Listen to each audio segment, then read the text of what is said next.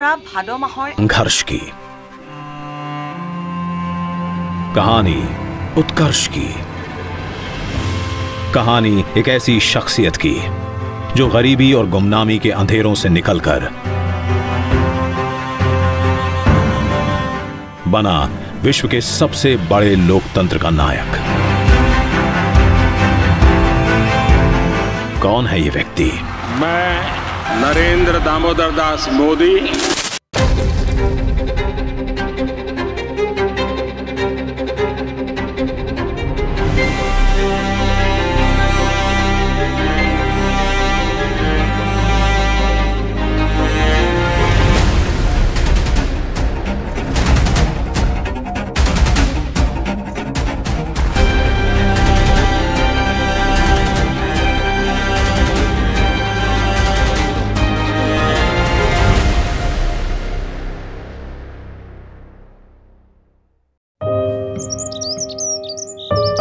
गुजरात राज्य का मेहसाणा जिला, उसका एक छोटा सा नगर वडनगर,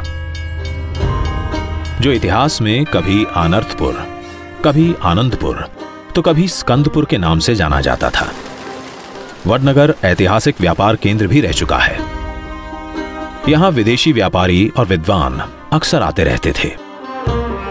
7वीं सदी में सम्राट हर्षवर्धन के समय चीनी बौद्ध भिक्षु हुएनसांग भी यहां आए थे। एक जमाने में जैनों की पवित्र शत्रुंजय पालिताना यात्रा भी वडनगर से ही शुरू होती थी। विभिन्न विचारधाराओं का जहां गूंजता था स्वर, ऐसे वडनगर में था नन्हे नरेंद्र का घर।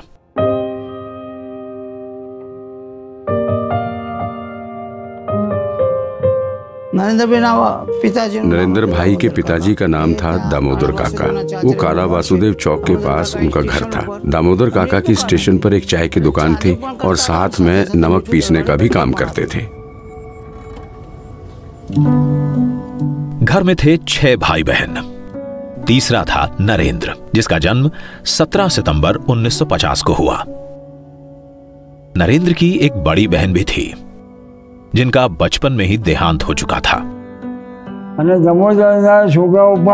दामोदर भाई के 5 बेटे, पहले सोमा भाई, दूसरे नंबर पे उमेश भाई, तीसरे नंबर पे नरेंद्र, चौथे नंबर पे प्रहलाद भाई, 5वें नंबर पे पंकज भाई। बहन एक ही थी। नरेंद्र की प्रारंभिक शिक्षा हुई वडनगर की कुमारशाला नंबर 1 में और हाई स्कूल था BN विद्यालय। स्कूल में दोस्त नरेंद्र को एनडी कहकर बुलाते थे। पिताजी दामोदर दास मोदी के लिए था वो कुमार। बचपन में बच्चा शरारती तो होता ही है, वह भी शरारती थे, पर उनमें नेताओं वाले गुण भी थे।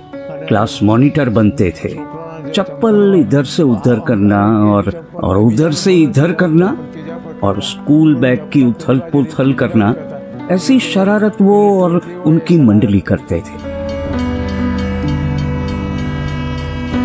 पिता वडनगर रेलवे स्टेशन पर चाय की छोटी सी दुकान चलाते थे।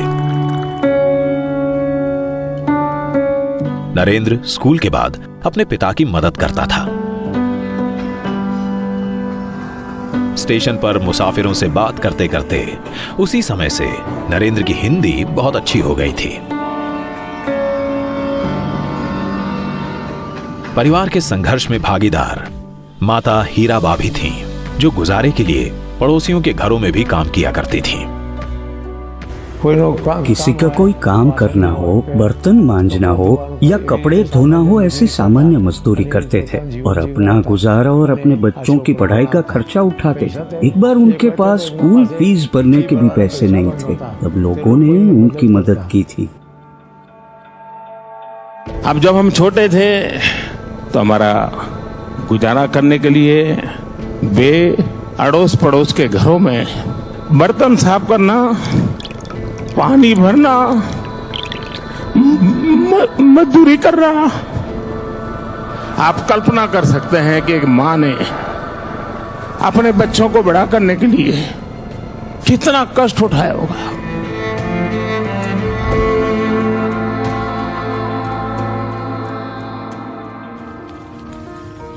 इस साधारण परिवार में आमतौर पर बाजरे की रोटी और कढ़ी बनती थी, पर बच्चे अक्सर मेहमानों का इंतजार करते थे क्योंकि तब घर में बनती थी गेहूं की रोटी और सब्जी।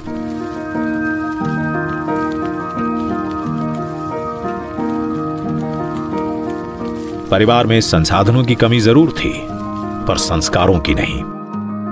माता हीराबा पढ़ी लिखी नहीं थी। पिताजी हर शाम उन्हें धार्मिक पुस्तकें पढ़कर सुनाते थे और चंद अच्छे शब्द आसपास धमा चौकड़ी मचाते बच्चों के कानों में भी पड़ जाते थे।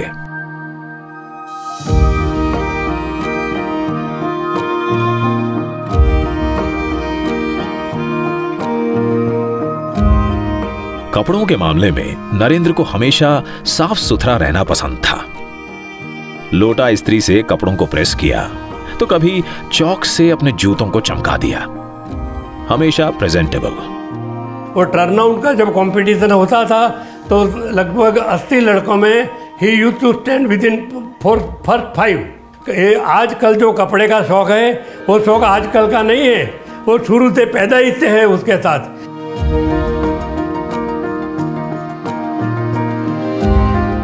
जब भी वडनगर में कोई भी बीमार हीराबा के पास आता था तो वो उनकी निस्वार्थ सेवा करती थी, देसी नुस्खों के साथ।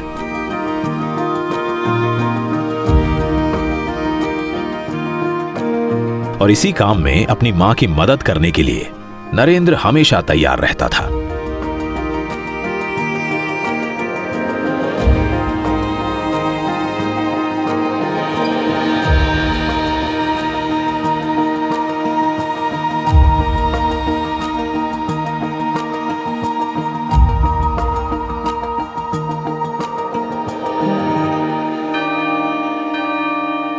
वडनगर के मोदी ओड में जहां नरेंद्र का घर था, वहीं नजदीक था काला वसुदेव का चौक। इसी चौक पर है गिरिपुरी महाराज का मंदिर।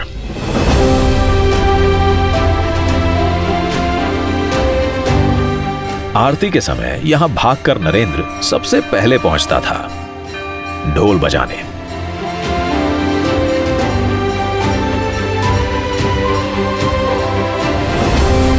इसी मंदिर में एक बार दूर से आए एक संत जब अपने शरीर पर जौ उगाए साधना कर रहे थे, नरेंद्र इनकी देखभाल के चक्कर में अपनी छोटी मौसी की शादी में भी नहीं गया।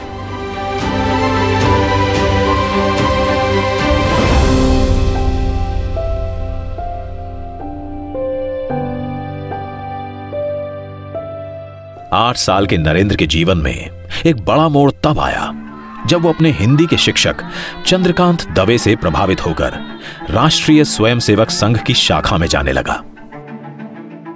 एक दिन वडनगर की इसी शाखा में वकील साहब के नाम से मशहूर संघ के प्रांत प्रचारक लक्ष्मण राव इनामदार स्वयंसेवकों को संबोधित करने आए।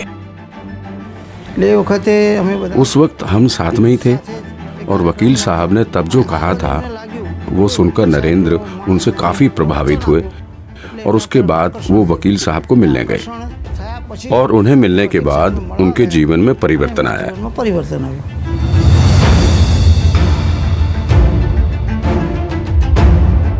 उनके शब्दों ने नरेंद्र के मन में समाज सेवा और देशभक्ति के बीज बो दिए।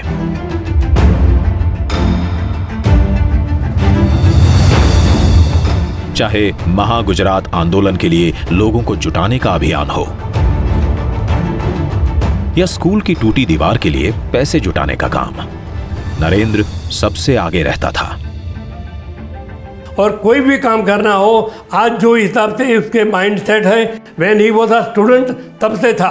कोई भी काम सामने से आके मांगेगा मैं ये काम करूंगा और अपन सोचेंगे नहीं कर पाएंगे, लेकिन 180 लड़कों में सबसे बेटर काम करके वो आगे आएगा। He was very much interested in all the social services also. उसी दौरान 1962 में चीन के साथ हुई जंग में भारत हार गया। इस हार ने उसे झंझोड़ दिया।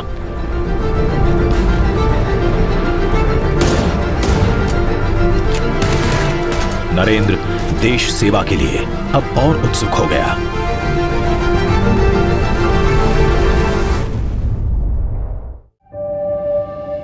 संघ से राष्ट्र सेवा के संस्कार सीखने वाला नरेंद्र देश रक्षक बनने के सपने पालने लगा था और इसीलिए वो सैनिक स्कूल जाना चाहता था। पैसे थे नहीं, पिता ने मना कर दिया।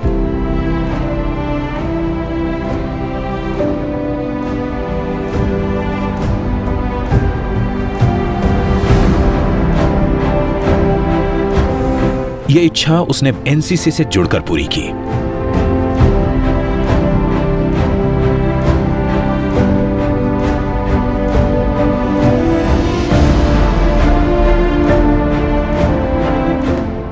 एक ग्रुप फोटो में स्कूल के प्रिंसिपल राजबिहारी मनिया रहे और नरेंद्र मोदी बैठा है। जूनियर एनसीसी में पहली बार नरेंद्र मोदी ज्वाइन करने को आए तो उसका कद काफ़ी छोटा था, तो मैंने सोचा कि इसका फिजिकल टेस्ट लेके उसको खुद को महसूस करवाऊं कि you are not fit for NCC.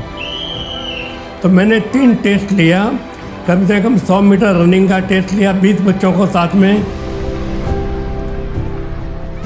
तो ही केम फर्स्ट। एक पाँव से लंगड़ी जिसको हम लोग बोलते हैं, एक पाँव अदर, एक पाँव से भागने का, वो लिया तो उसमें भी ही केम फर्स्ट। और तीसरा जो टेस्ट लिया हमने जिसको फ्रॉग जंप बोलते हैं, और उसी में वो पहले 5 में आया। तो मुझे मेरा कॉन्शियस अंदर से कहने लगा कि इसको रिजेक्ट नहीं कर सकते हैं।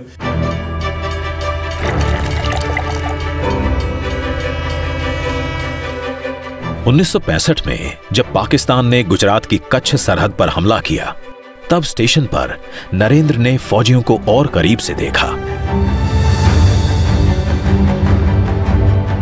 सरहद के रखवालों के प्रति उसकी श्रद्धा और बढ़ी।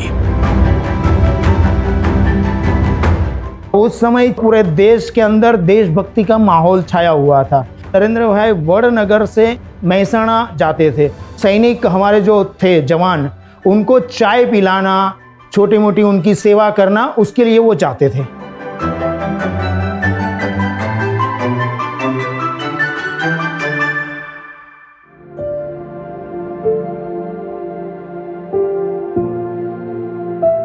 नरेंद्र और विचारशील बनने लगा। वो पढ़ते, सोचते, अकेले भटकते अपनी मंजिल खोजा करता था। घर परिवार के दायरे से बाहर निकलने लगा। शायद यही वजह थी कि उसने आगे जाकर अपना उपनाम रखा अनिकेत। अनिकेत, जिसका कोई घर नहीं।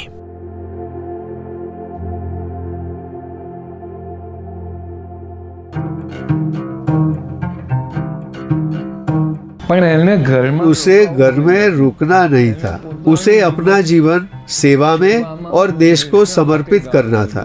घर छोड़कर उसे आश्रम, संत और ऋषि मुनियों से जीवन का वो जवाब चाहिए था जो उसे संतोष दे।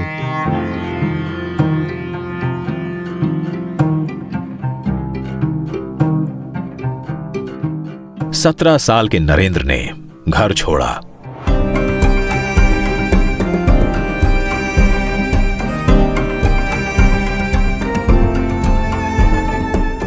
संयोग ही था कि वो उस शहर की तरफ गया जहां उसके अपने नायक विवेकानंद कभी रहा करते थे और जिनके बचपन के नाम नरेंद्रनाथ दत्त पर ही उसका नाम नरेंद्र रखा गया था।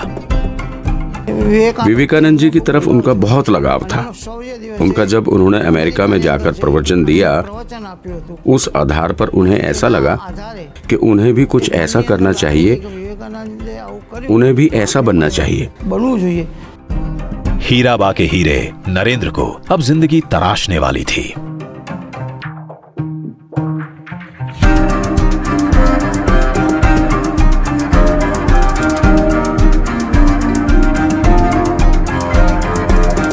वो स्वामी विवेकानंद की दीक्षा भूमि बेलूर मठ जा पहुंचा, लेकिन उसको दीक्षा नहीं दी गई। उनको रामकृष्ण मिशन का सन्यासी बनना था, मगर रामकृष्ण मिशन का एक नियम था कि व्यक्ति ग्रेजुएट होना चाहिए और नरेंद्र भाई ग्रेजुएट नहीं थे, इसलिए वो वहाँ सन्यासी नहीं बने। वहाँ के लोगों ने उन्हें और ज्यादा पढ़ने को कहा और लोगों ने कहा कि तुम अभी जवान हो, तुम अभी भी अपने परिवार के साथ कुछ समय बिता सकते हो और फिर आ सकते हो, क्योंकि कम उम्र में इतना कठोर निर्णय लेना और फिर पछताना आपके लिए अच्छा नहीं। अब अनिकेत नरेंद्र भारत भ्रमण पर निकल पड़ा। कोलकाता से पूर्वोत्तर भारत, वहां से अल्मोड़ा, फिर केदारनाथ के पास गरुड़ चट्टी, दिल्ली, राजस्थान और राजकोट से घूमते हुए वो पहुंचा वापस वडनगर अपनी मां हीराबा के पास।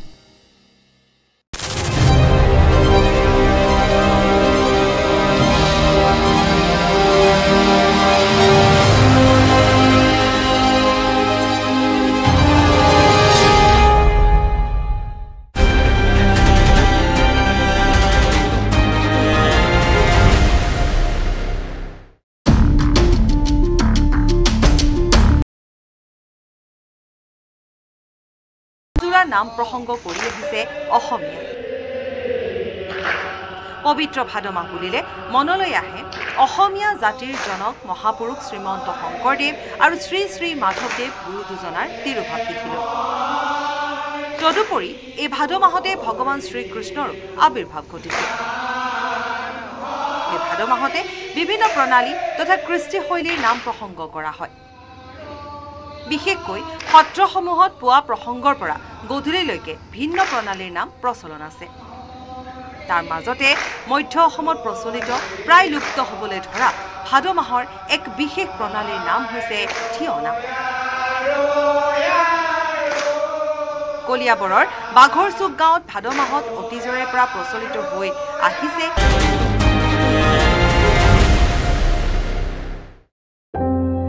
नरेंद्र लंबी साधना के बाद वापस वडनगर पहुंचा। मां सालों बाद अपने बेटे को देख रही थी। दुख, विरह, गुस्सा, शिकायतें, सवाल सब आंसुओं के साथ बह निकले।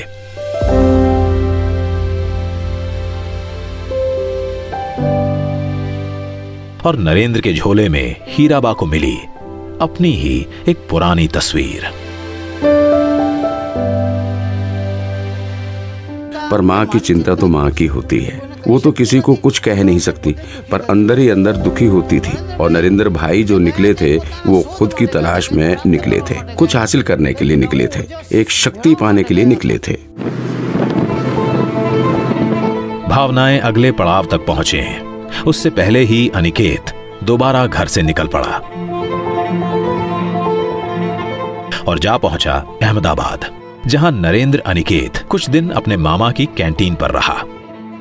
नरेंद्र भाई ने शुरुआत से ही अपना घर परिवार सब कुछ छोड़कर प्रचारक बने और अहमदाबाद में संघ का कार्यालय है यहाँ, डॉक्टर हेडगेवार भवन, और उनको लगा कि मेरे लिए ये सबसे ज्यादा अनुकूल काम है। और वहीं अहमदाबाद में नरेंद्र की मुलाकात वकील साहब से फिर से हुई। वकील साहब ने युवा नरेंद्र की गुजरात के संघ मुख्यालय हेडगेवार भवन में रहने की व्यवस्था कर दी। नरेंद्र भाई का पूरा व्यक्तित्व गढ़ने में अगर किसी एक संघ प्रचारक का अगर योगदान है तो वकील साहब का है। मणिनगर के इस भवन में नरेंद्र का दिन सुबह 5 बजे शुरू होकर आधी रात को खत्म होता था। अतिथियों को जगाना, चाय नाश्ता परोसना, कार्यालय की सफाई करना, यह सब नरेंद्र के जिम्मे था। अनिकेत नरेंद्र को अब ठिकाना मिल चुका था। नरेंद्र ने पढ़ाई करना छोड़ दिया था। तब वकील साहब ने उससे कहा कि नरेंद्र, तुझे पढ़ाई तो करनी ही पड़ेगी। मेरा सौभाग्य रहा, जीवन का बहुत कालखंड उनके साथ बिताने का मुझे अवसर मिला। जवानी के अनेक वर्ष उन्हीं के मार्गदर्शन में काम करता रहा और इसलिए मेरे लिए वकील साहब का जीवन एक नित्य प्रेरणा का स्रोत रहा।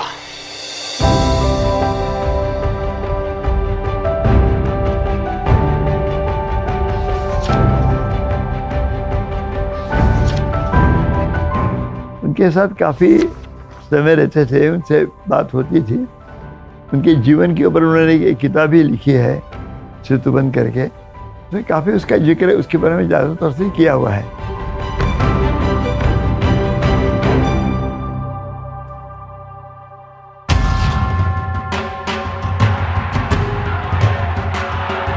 तभी 1971 में पाकिस्तानी सेना ने पूर्वीय पाकिस्तान यानी कि अभी का बांग्लादेश में क्रूर नरसंहार प्रारंभ कर दिया।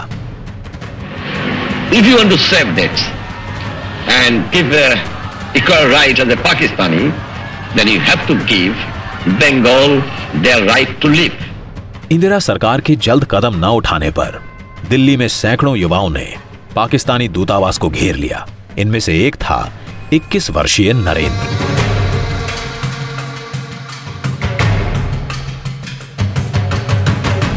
इंदिरा सरकार ने पाकिस्तान के खिलाफ प्रदर्शन करने वालों को हिरासत में ले लिया।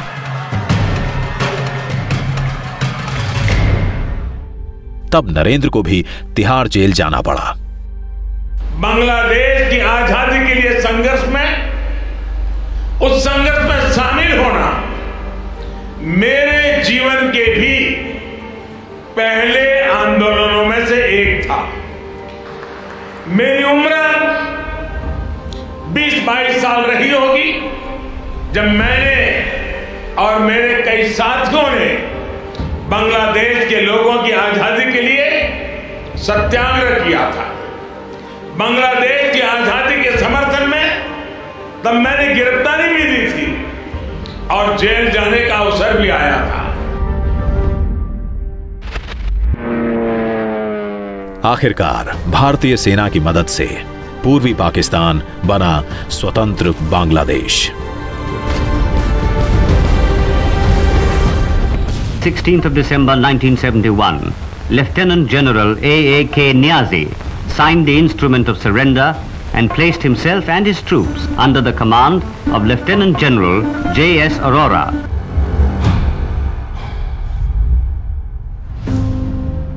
संघ में अपनी हटके सोच और नए प्रयोगों की वजह से नरेंद्र की जिम्मेदारियां और पहचान बढ़ती चली गई। और उसी दौरान 1972 में सिद्धपुर में बड़ा धर्म सम्मेलन हो रहा था। तब उसने सूखी सरस्वती नदी की तली को ही अपनी तिजोरी बना ली।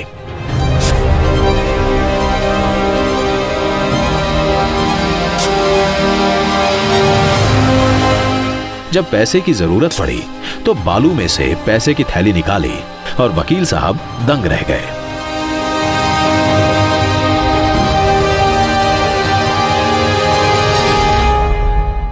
देखिए, मूलभूत रूप से नरेंद्र मोदी अपने बचपन से ही देशभक्ति के संस्कार उनमें थे। और तभी साइकोलॉजी भी कहती है और समाज विद्या भी कहती है कि किसी आदमी के भीतर जो पड़ा है उसको उजागर करने के लिए कोई माहौल की आवश्यकता होती है। राष्ट्रीय स्वयंसेवक संघ ने उन्हें दीक्षित किया, शिक्षित किया और आगे बढ़ाया। वडनगर का नरेंद्र अब गुजरात ही नहीं, गुजरात के बाहर भी पहचाना जाने लगा।